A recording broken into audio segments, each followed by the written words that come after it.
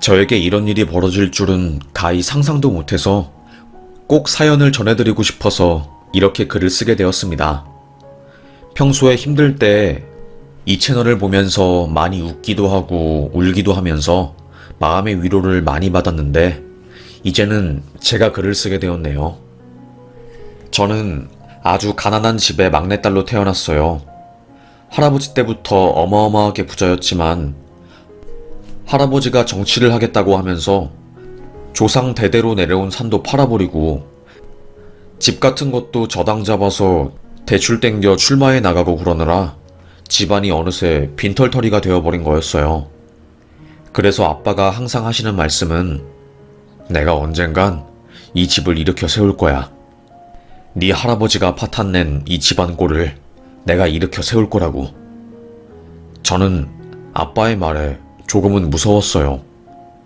그때까지만 해도 저희는 초가집에 살고 있었고 진짜 아궁이에 불 떼고 밥 먹을 거 없어가지고 미군들이 준 옥수수 가루 물에 타서 먹고 그랬던 시절이었거든요.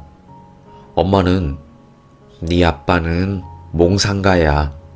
맨날 몽상하고 언젠가는 부자가 될 거라고 하지.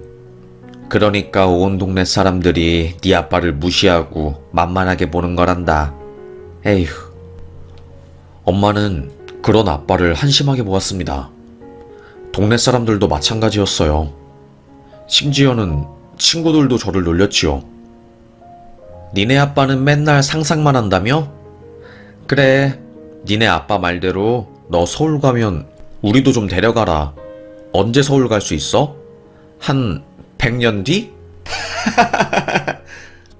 애들은 저를 비웃었습니다. 그때 유일하게 저를 비웃지 않고 저를 무시하지 않고 품어준 사람은 진모였어요. 야, 니네 왜 순이한테 뭐라고 하냐? 순이가 뭘 잘못했는데 이렇게 단체로 너네한테 조롱당해야 해? 그러는 너네들은 그럼 지금 가난한 거에 순응하면서 평생 이렇게 살 거야?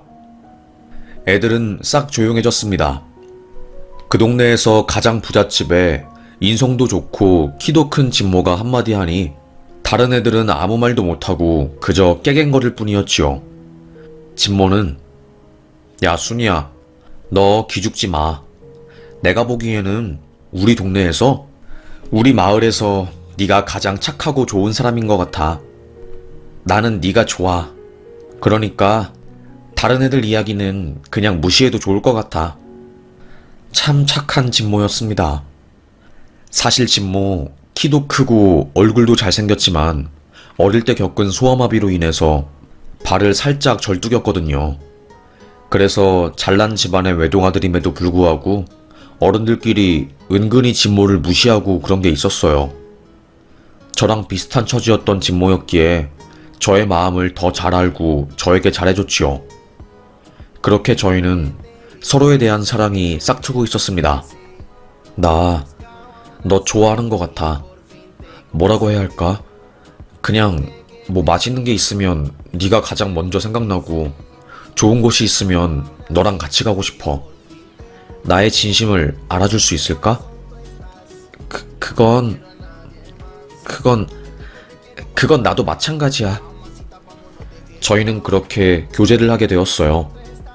항상 어른들이 안 계시는 시간대에 뒷동산 메밀밭에 가서 바람에 흩날리는 메밀밭 속에서 손을 잡고 뽀뽀를 하기도 했고 냇가에 앉아가지고 지나가는 미꾸라지를 보면서 깨르르 웃고 걷다가 손끝이 스칠 때면 서로 부끄러워하면서 얼굴을 붉히는 그런 일들이 참 저에게는 좋은 추억이었어요.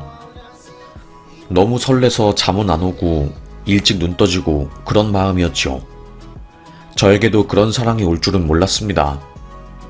그때 진모네 집이 크게 망하게 되었어요.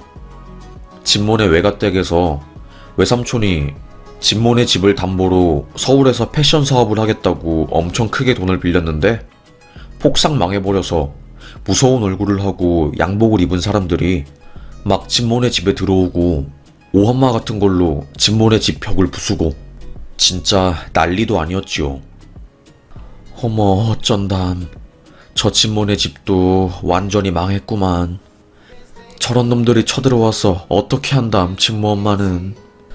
아이고, 진모 엄마는 자기 동생 때문에 집안이 망했으니 얼굴도 못 들고 다니겠어. 동네 사람들의 말대로 진모네 아주머니는 결국 극단적인 선택을 하셨고 진모네 가족들은 뿔뿔이 흩어지게 되었어요.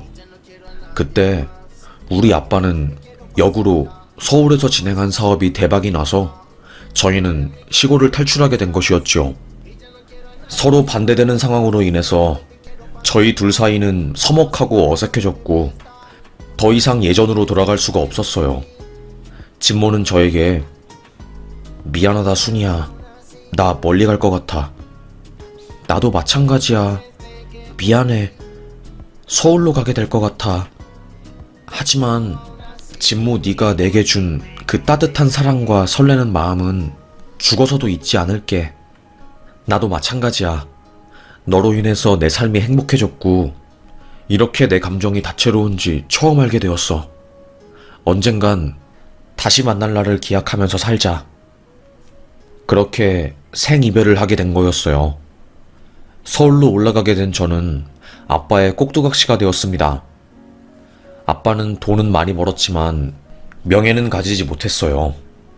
아빠가 하는 일은 철강을 사서 다시 제품을 만든 다음에 재판매를 하는 일인데 그냥 잘 모르는 사람들이 보기에는 막일을 하거나 공장장 정도 취급을 하셨거든요.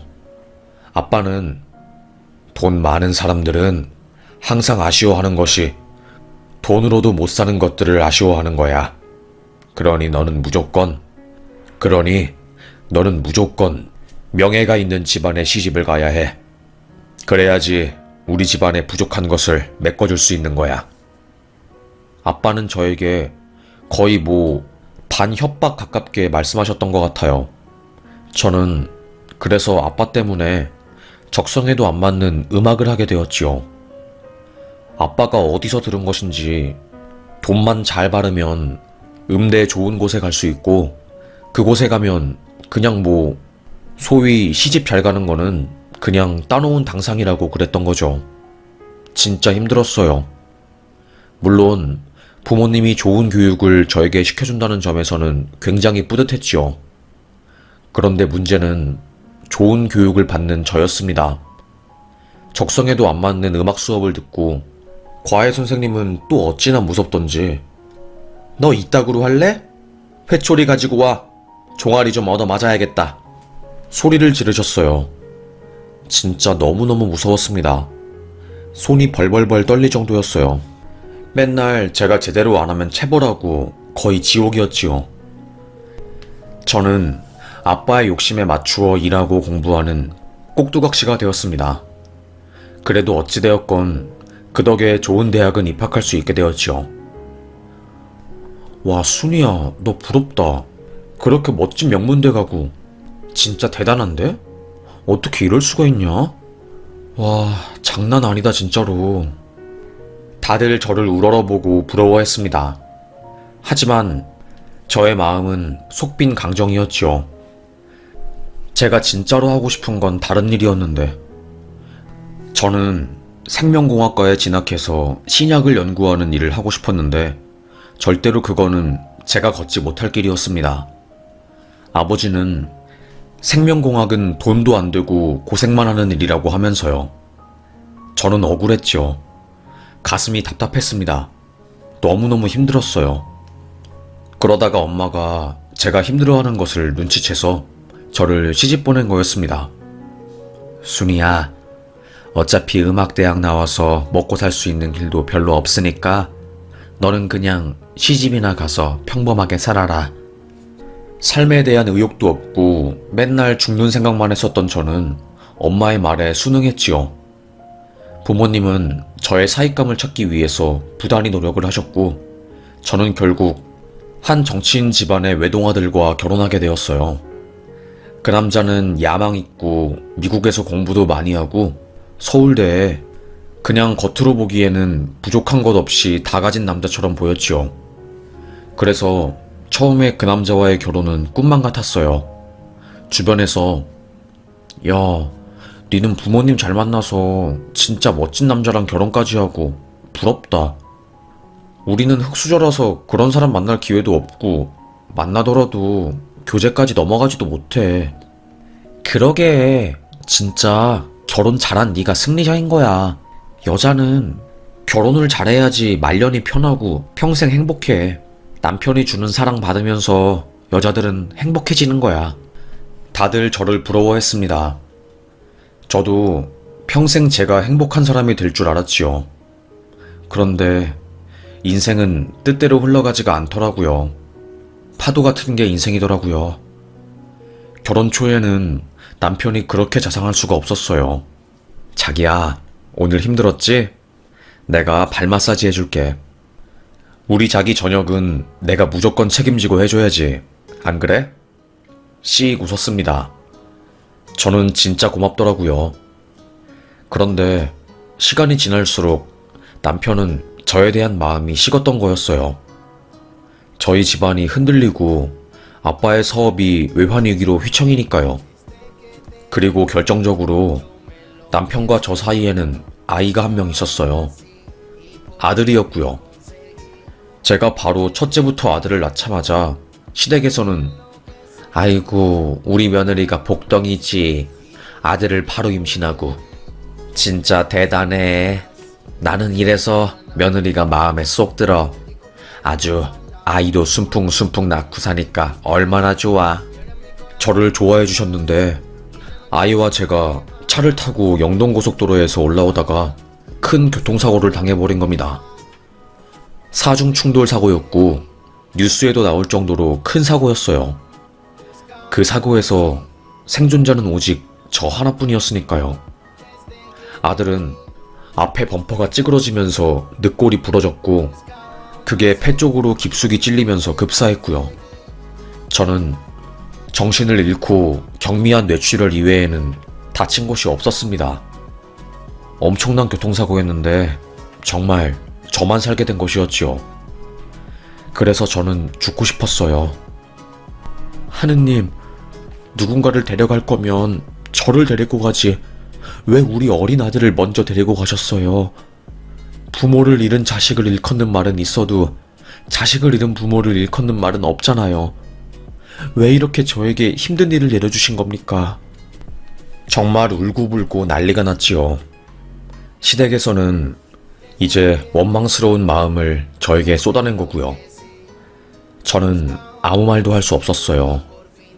그때부터 남편과의 사이도 점점 더 심하게 서먹해지기 시작했습니다.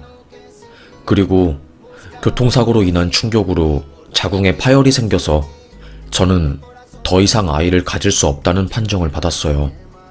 남편은 에이씨, 아이를 못 가지면 나는 어떻게 해? 내가 결혼을 왜 한 건데? 당신 집안도 망하고 당신 이제는 아이를 가질 수도 없고. 한숨을 푹푹 내쉬었습니다. 저는 진짜 집안에 있는 게 거의 고문이었어요. 엄청 불편하더라고요. 스트레스도 장난 아니었죠.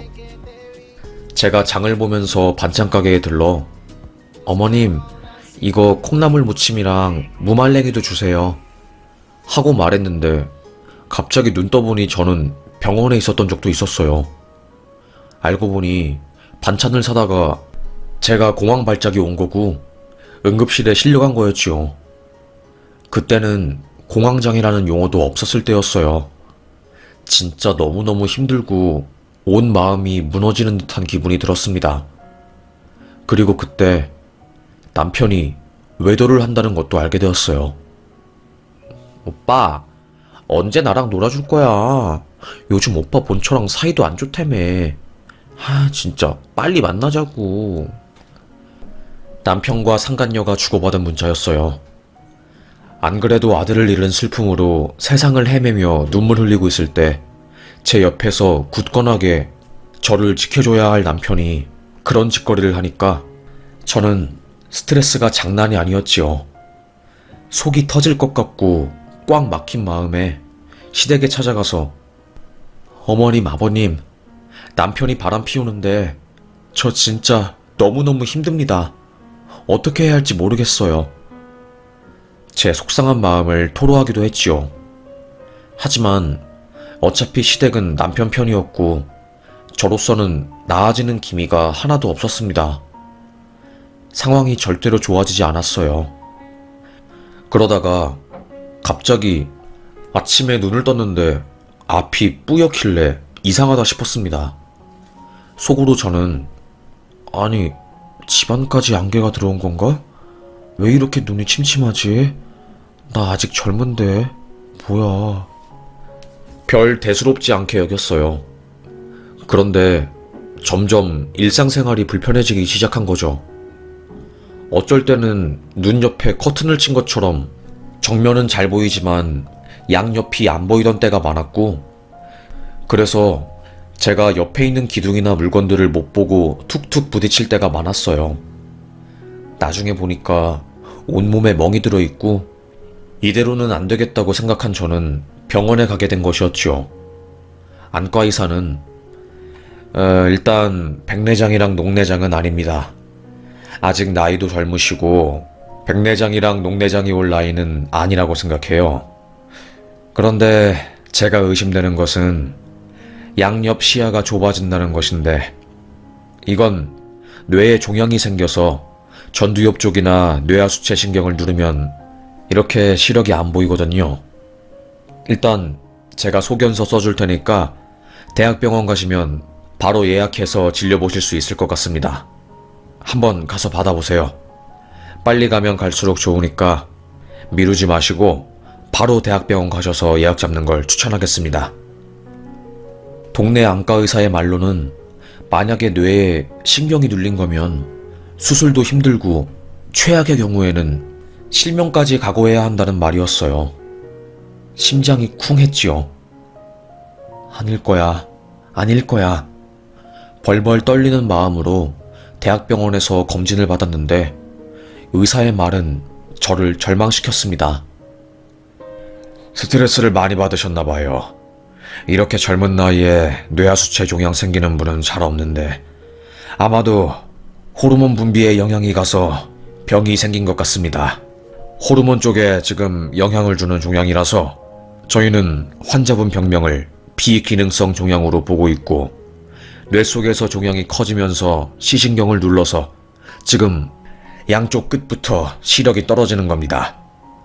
청천벽력 같은 이야기에 심장이 쿵 하고 떨어지는 것 같았어요. 뇌 자기 공명 영상 검진도 받고 뭐 수십만원 검사랑 검사는 다 받았는데 결국 저는 시신경 교차 부위에 뇌신경 관련 압박이 발견되었던 거죠. 얼마나 절망스럽고 제 자신이 불쌍했는지 몰라요. 빠르게 저는 시력이 감소하게 되었고요. 원래는 코 속에 내시경을 넣어서 수술을 해서 시력을 다시 돌아오게 할 수도 있었지만 저는 그게 불가능했습니다. 이미 전두엽에 손상도 많고 시신경 부종으로 인해서 굉장히 위험한 상태라고 했거든요. 잘못 뇌종양을 건드렸다가 다른 시신경 부위도 건드려서 정말로 큰 위험이 생길 수도 있다고, 그냥 시력 감소하는 거 받아들이는 게 나을 것 같다고 했거든요. 저는 장님이 되는 거였죠. 남편은 그 사실을 알고 충격받아서 아무 말도 못하더라고요. 시댁에서도 할 말을 잃었고요. 안 그래도 꼴보기 싫은 며느리가 갑자기 뇌에 종양이 생겨서 장님이 된다는데 얼마나 당황했겠어요. 제가 싫고 거슬렸겠지요. 그런데 가장 고통스러워할 사람은 저니까 아무 말도 못한 거고요. 1년이 안 되어서 저는 결국 시력이 거의 안 보이게 되었고 병원에 들어가서 살게 되었어요. 그게 세월이 흘러서 거의 10년이 넘는 시간이 되었고요. 그래서 저는 주변에 도움이 없으면 실제로 일상생활에서 할 수 있는 것은 거의 없었습니다. 너무너무 힘들더라고요. 온 마음이 무너지는 듯 했지요. 남편은 그래도 불륜나고 다른 여자 만나면서 제 속을 썩이더니 그때는 정신을 차린 것 같았어요. 일 끝나고 저를 보러 와주고 많이 돌봐주었지요. 중간에 길게 해외로 출장 가기도 했지만 어찌되었건 이혼하지 않고 저를 잘 돌봐주는 남편이 그저 고마웠습니다. 그리고 저는 청력에도 이상이 생겼어요. 그래서 나중에 가서는 누가 왔는지 잘 식별도 안 되고 구별도 안 될 정도였지요. 진짜 힘들었습니다. 저의 세상은 캄캄했어요. 아무것도 없는 동굴 속에서 저 혼자만 남겨져 있는 듯한 기분이었지요. 하루하루 살아가는 게 지옥 같았어요. 마음이 정말로 말도 아니었습니다. 잘 버티고 있다가도 죽고 싶고 그랬어요. 그러다가 갑자기 어느 날 왼쪽 눈이 희미하게 보이기 시작한 거였습니다. 이상해서 의사를 찾아가 말했더니 그럴 리가 없다고, 착각하는 것 같다고 말했죠. 그런데 나중에 의사가 저에게 찾아와서 정밀 검사를 한 번 더 받아보자고, 많은 시간이 흐르기도 했고 종양 성장이 멈추긴 해도 또 다른 변화가 있을 수 있으니 한번 보자고 하더라고요. 저는 그렇게 다시 한번 길고 긴 검사를 받게 되었는데 그때 의사가 그러더라고요. 그때는 코로 뇌종양을 제거하는 수술이 보편적이지 않고 너무 위험 가능성이 높아서 저희가 그때 수술을 하지 못했는데 10여 년 전이랑 지금 종양 크기가 많이 변하지 않았어요. 지금 이 종양 때문에 신경이 눌려서 눈이 안 보이는 건데 만약에 리스크를 다 감당하실 자신이 있으시다면 수술을 진행해봐도 좋을 것 같습니다.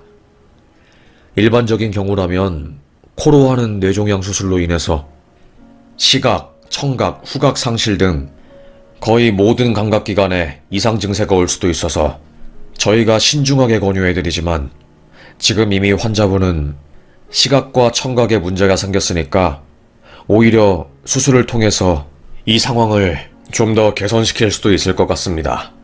저에게는 일말의 희망이 생겼다는 사실 자체가 너무너무 기쁘고 행복했어요. 선생님, 저요, 바로 수술 받고 싶습니다. 무슨 일이 있어도 꼭 수술 받고 싶어요.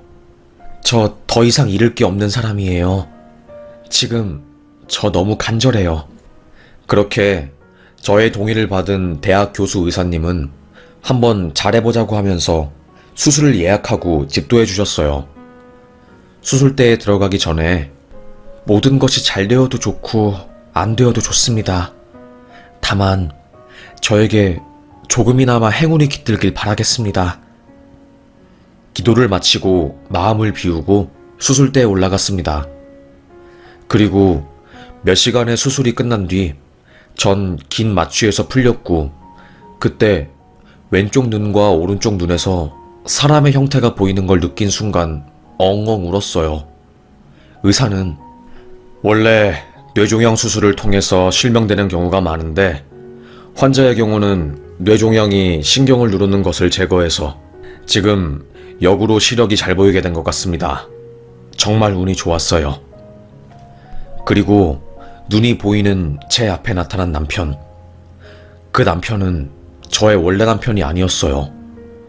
수술을 끝내고 병실에 누워있는 제 앞에서 숨죽이면서 펑펑 울고 있던 그 남자는 20여 년 전에 첫사랑이었던, 죽어서도 잊을 수 없는 그 남자인 진모였지요.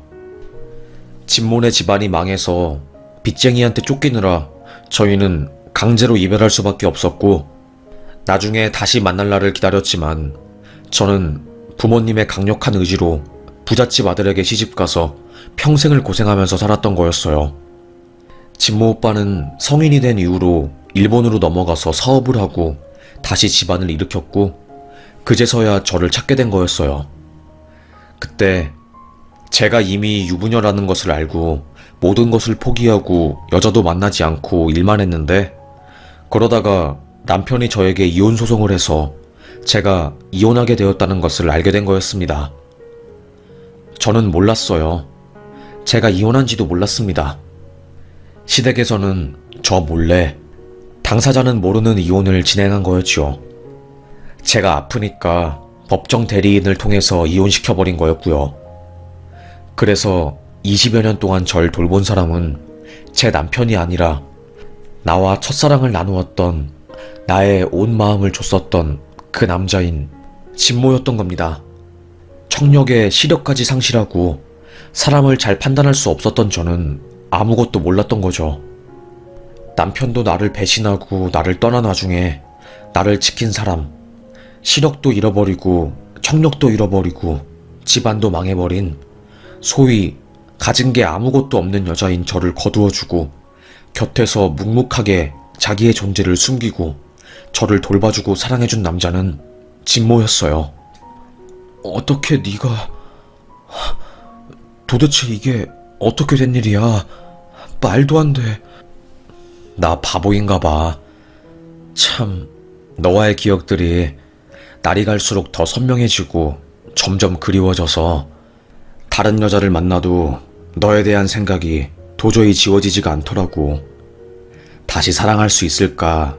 라는 생각이 정말로 끊임없이 들었는데 결국 나 이렇게 다른 사랑은 못하고 네 곁에서 묵묵하게 곁을 지켰는데 그래도 행복하더라고. 저는 진모의 그 말에 정말 하염없이 눈물을 흘렸어요. 누가 저를 이렇게 좋아하겠어요. 진모야, 진모야, 꿈에서도 그리웠던 진모 너. 팔려가듯이 시집가서 평생 시집살이 당하고 아들도 잃어버리고 시력도 저하된 내 인생에 남아준 사람은 어릴 때 순수하게 사랑했던 진모 너구나. 저희는 그날 진짜 부둥켜 안고 펑펑 울었던 것 같아요. 저희의 모습을 곁에서 지켜본 간호사와 의사들도 손수건으로 눈물을 훔치느라 바빴어요. 진짜 의학의 기적이었습니다. 저는 그 이후로 서서히 다시 시력이 돌아오게 되었고 일반인들보다는 시력이 현저히 떨어졌지만 교정 안경을 끼면 사람들을 다 알아볼 수 있었어요. 그리고 오른쪽 청력은 돌아오지 않았지만 왼쪽 청력은 돌아와서 저 다시 행복하게 살 수 있게 된 거였어요. 진짜 그때 그 감정은 죽어서도 잊지 못할 거예요. 저에게 이렇게 신기하고 대단한 일이 벌어진 게 그저 믿기지 않을 뿐이었어요. 아마도 아들을 먼저 데려간 게 미안해서 하늘이 저에게 내려준 기적 같았지요. 진짜 펑펑 울면서 저는 진모야, 우리 수십 년 전 못 이룬 사랑 지금부터라도 이루자. 너 내 곁을 묵묵하게 지켜주고 기다려줬잖아. 기약도 없는 나의 미래를 위해서 아무 말도 안 하고 내 곁에서 등대를 켜준 사람이 너잖아. 내 전부, 나의 사랑, 나의 모든 존재에 대한 이유. 우리 이제 못다 이룬 사랑 하자고. 저는 퇴원을 하고 나서 바로 진모의 손을 잡고 혼인신고를 했어요. 수십 년 전과는 저희 모습이 많이 달라진 상태였어요. 저는 얼굴에 주름도 자글자글했고 곱디 고운 피부도 다 상해버리고 그리고 또 진모는 과거와 다르게 힘도 약해지고 많은 것들이 변했지만 그래도 저는 너무 좋았어요. 함께 있다는 사실 그 자체, 그리고 나를 지켜주는 어떠한 존재가 있다는 게 저에게는 무척이나 새롭게 다가오기도 하고 다시 제2의 인생을 사는 것 같았습니다. 그렇게 저는 다시 새로 얻게 된 두 눈의 시력과 청력, 그리고 나를 지켜주는 어떠한 존재가 있다는 게 저에게는 무척이나 새롭게 다가오기도 하고 다시 제2의 인생을 사는 것 같았습니다. 그렇게 저는 다시 새로 얻게 된 두 눈의 시력과 청력, 그리고 너무나도 사랑하는 존재와 함께 하루하루를 살게 되었어요. 그러다가 전 남편을 우연히 만나게 되었고 그때 저는 모든 게 무너져 내리는 듯 했어요. 나를 배신한 사람을 만나니까 저는 속절없이 무너지더라고요. 마음이 와르르 쏟아지는 것 같았습니다. 아무 말도 하지 못했어요. 그러다 남편이 저에게 미안해. 당신한테 말하지 않고 내가 몰래 당신과의 이혼을 준비하고 대리인과 이렇게 이혼을 처리한 거. 그런데 정말 당신이 부럽더라고.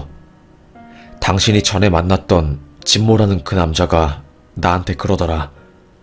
이렇게 소중하고 너무나도 아름다운 사람이랑 이혼해줘서 고맙다고. 당신과 순희 씨가 이혼해서 드디어 순희 씨가 혼자서 반짝반짝 아름답게 빛날 수 있게 되었다고. 이제 그 빛나는 보석과도 같은 그 여자를 내가 지킬 거고 더 반짝반짝하게 빛나게 해줄 거니까 이제 더 이상 순희 씨 인생 근처에서 얼씬도 거리지 말라고 하더라고. 분명히 당신을 배신하고 몰래 이혼을 추진한 건 나인데 내가 배신당하고 당신한테 맞은 느낌이더라고. 당신은 좋겠어. 그런 멋진 남자가 사랑해주는 여자니까. 나는 그래서 당신이 너무너무 부럽다. 그리고 언제 한번 만나서 말해주고 싶었어. 미안해. 그리고 축하해. 다시 건강 좋아진 거. 정말로 축하해. 전 남편은 저에게 용서를 빌었습니다. 머리가 띵해졌어요. 저는 몰랐던 그런 이야기들이 있었는지 몰랐지요. 정말 또다시 한번 진모에게 너무나도 고마웠습니다. 당신이 나랑 이혼을 추진해줘서 나야말로 정말 고맙다. 당신이 나 몰래 이혼을 안 해줬으면 나 진모 씨랑 다시 만날 수도 없었을 거 아니야. 솔직히 말하면 당신 때문에 나 너무 힘들었어. 내게 맞지도 않는 옷을 입고 항상 100m 달리기를 하는 것처럼 진짜 힘들게 살았거든. 그런데 이제는 괜찮은 것 같아. 달리지 않고 쉬어가도 누군가 내 곁에 있어주고 내가 아무것도 아닌 존재였는데도 불구하고 나를 있는 그 자체로 사랑해주는 남자가 있으니까 나는 세상에 더 이상 부러운 게 없다. 고마워. 그리고 나 이제 당신이 더 이상 밉지 않아. 당신도 좋은 사람 만나서 행복하게 살았으면 좋겠다. 그리고 내 현 남편 말대로 당신 이제 내 눈앞에 나타나지 마. 날 버리고 간 당신을 이제 내 기억 속에서 지우고 싶어. 안녕. 이렇게 시원하게 말했습니다. 정말 이게 진정한 복수였던 것 같아요. 나를 배신하고 떠나버린 전 남편 인생을 망하게 하고 물리적으로 때리는 것만이 복수가 아니라 진짜로 내가 행복해지고 아쉬울 게 없는 상태가 되면 그게 진짜로 상대방한테 해줄 수 있는 최고의 복수인 것 같습니다. 최고의 복수는 용서이고 그보다 더 최고의 복수는 내가 행복하다는 건데 저는 진짜 최고의 복수를 한 것 같습니다. 그래서 이제 마음에 아무런 의문이 없네요.